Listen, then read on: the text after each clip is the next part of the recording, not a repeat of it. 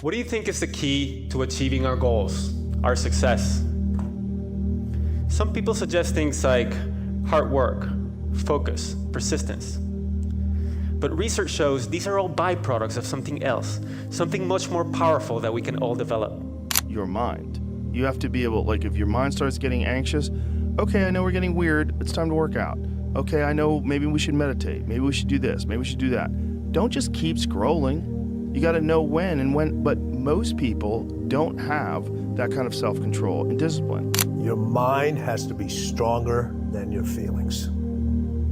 Your mind has to be stronger than your feelings. Think about every poor decision you've made in your life. Gosh. There was more emotion that was involved in it than there was mind. Every single one of them. Think about it. Really was. Your feelings keep you in bed. Your mind tells you, get up.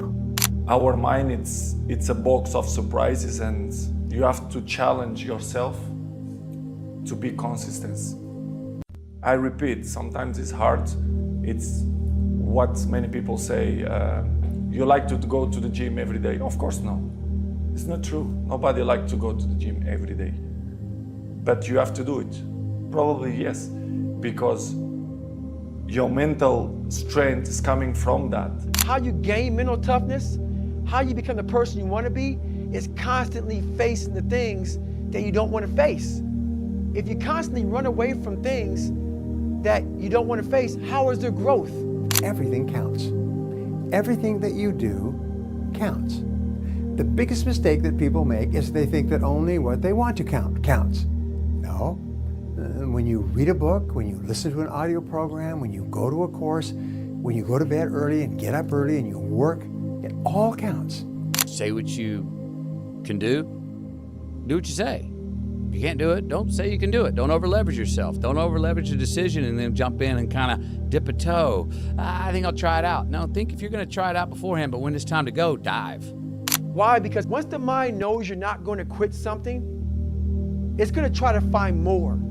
It's going to try to give you more. Once it realizes you're not going to take the path of least resistance, you're going to stay here until it's done. My mind and my body and my spirit became one for the first time ever.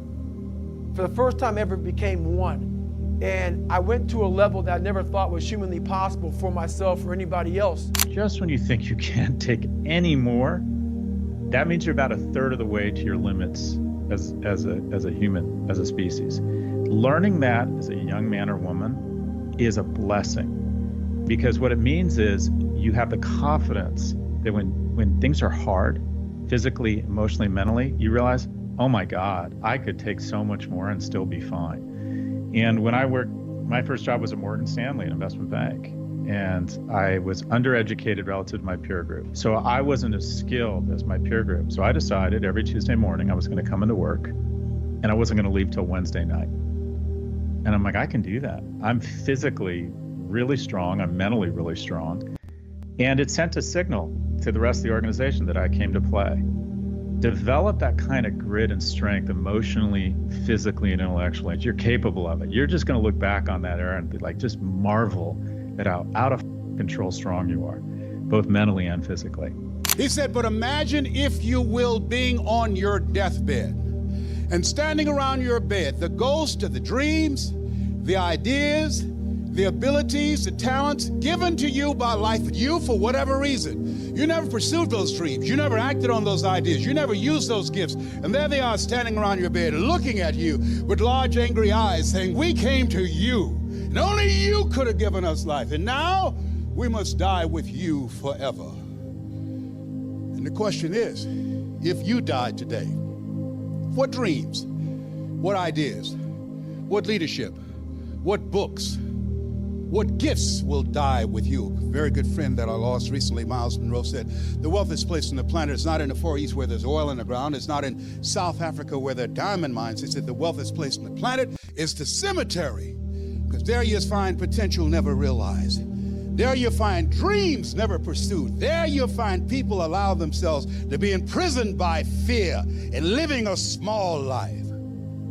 Maybe that's why one woman asked in a moment of anguish, what if you live your whole life only to discover it was wrong? Maybe that's why Henry David Thoreau said, oh God, to reach the point of death, only to realize that you've never lived, only to realize that you've never scraped the surface of your potential.